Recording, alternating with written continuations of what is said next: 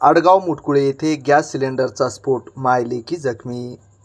हिंगोली तालुक्यातील मौजे आडगाव मुटकुळे येथे आज दिनांक 18 ऑगस्ट रोजी सायंकाळी 4 वाजण्याच्या सुमारास गॅस सिलेंडरचा स्फोट होऊन मायलेकी जखमी झाल्याची घटना घडली आहे। मौजे आडगाव मुटकुळे येथील रहिवासी प्रल्हाद विठ्ठल सोळंके यांच्या पत्नी सायंकाळच्या सुमारास स्वयंपाक करण्यासाठी गॅस लावला होता व त्या इतर कामात मग्न झाल्या होत्या। अचानक गॅसने पेट घेऊन सिलेंडरचा स्फोट झाल्याने त्या स्फोटात मायलेकी जखमी झाल्या आहेत।